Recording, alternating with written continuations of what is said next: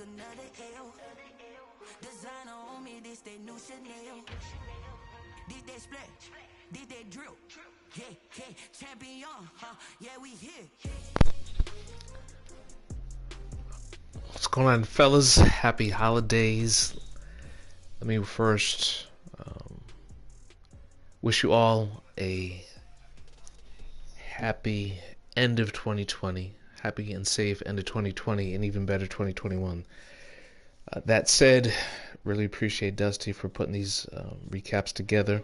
I learned a lot, man. I learned a lot listening to how some of these folks, how you all approach the game, how you build your program, your schemes, and kind of build out. So thank you for sharing. Just wanted to give you a quick update on, or a short update on what we did, the Washington football team did this past off-season, and what we're looking to do heading into season 3. To begin, just to give you an overview of the team, really didn't make a lot of changes personnel-wise. A few. Tyree got his superstar trait from last season going into this season, so we're excited about that. Need to shore up some specific attributes, and I think he's going to be primed and ready to go for a breakout season. So we're looking to really get him throwing the rock around, making some plays, and hopefully get traded up. Ritter's a solid backup, and did pick up Allen Evans in the draft, which we'll see what he can bring to the table. As far as running back, Devontae has earned the right to start this year. Last year he posted his best season in the 7 years to date. He finished last year, I think, with double digits and touchdowns and roughly 1,300 yards rushing. So we think he's, it's his job to lose out the gate. But right behind him is Puka Williams. We got him a superstar trait. I want Puka to ultimately slide into the every down back. I think he brings a different dimension to the table, especially from a receiving perspective. Bryce is going to be solid, and then Balaj. So I think we've got a fine group of talent in the halfback position. Fullback, got Bronson, returning starter. And we added Jacob Johnson in free agency. I do like his blocking. He's more of the big body type. Come in and try to lay the smack down. Bronson brings a little bit of power, but he's definitely a faster, more change of speed fullback. Wide receiver, Marquez is still in the building. Looking for him to build on the success from last year. Steven Sims, Amon Ra, second year. He's now a superstar. Excited about that. I did pick up Philip Dorsett in the offseason. Not sure where he's going to fit. But I just kept him as part of insurance, right? Picked up also Zach Pascal, pretty much for veteran leadership and for his run blocking capabilities. Isaiah Coulter we picked up in free agency, like his deep threat potential.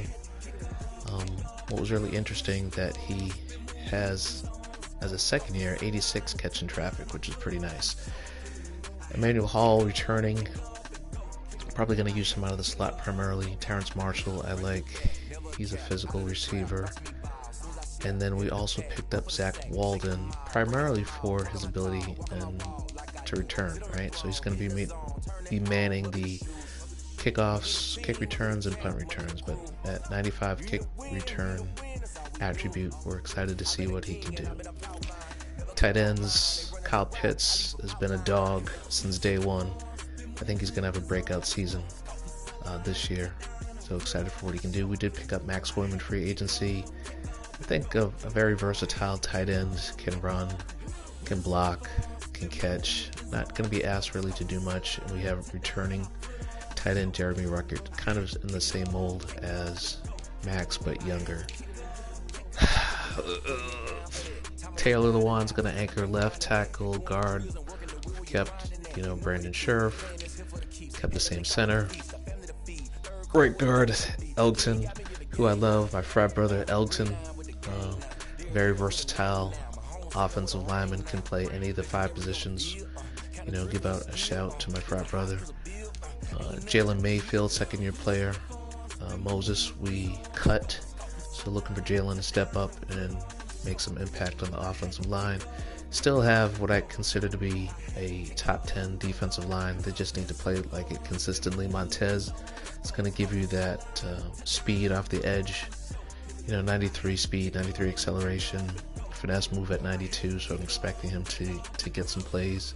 Chase Young, here's the power, right? So he's going to be bracketing Montez on the other side. Had a decent year last year. I'm looking for him to build on that. And then in the middle, we got Deron and Matt to hold it down. Did pick up Teddarl Slayton from the Steelers, primarily because he's damn near 360 pounds with 94 strength. So if anybody can be a people mover and clog space, it's going to be this guy, which is going to allow Montez and Chase to run, or at least that's the plan. Montel on the outside, fast linebacker. All the linebackers seem fast, but really the heart and soul of the linebacker core is second year Dylan Moses, superstar trait. He can do just about everything. I really like him leading the defense. And then from the quarterback, nothing much to speak of. Returning starters, Kendall Fuller, Ronald Darby. We have second-year player TJ Carter, who got traded up. He's now a star. We still got Fabian in the building. Got some speed there, as well as Steven Denmark. Who really held it down last year is Troy Apke. 14 interceptions as a free safety, man. He covers a lot of ground in the secondary. Really love what he can do. Brandon Wilson's ready to go at some point if Troy goes down. We got Landon and Natrell Jamerson. So Natrell, I think, Landon got exposed last year a lot in man coverage. I'm hoping that Natrell can come in and in certain packages give a boost. So that's how I'm building out the team. Excited to see what we can get going on. And I think, as I said before, what really did it for the offseason for us was the trade we did and engineered picks from this past year's draft, 2022. We traded with the Steelers and ended up getting a first-round pick, a second-round pick, and a third-round pick. Pretty much an even swap, but just different years. So I think we're setting ourselves up for success when that custom draft comes off. We'll have at least 5 picks in the first 3 rounds, which is nice. Could pick up another 1 or 2, but right now, building on the base we have and adding a few more. So all that to be said, I'm looking in our division, which I think is very tough, to finish. If we can finish 8-8, it'll be stretched, definitely up from 5-11. And if we can get over into double digits, that would be a success. But I think minimum we're gonna squeak out to 8-8. Maximum maybe 10-6 or 11-5. Good luck, fellas. See you on the field.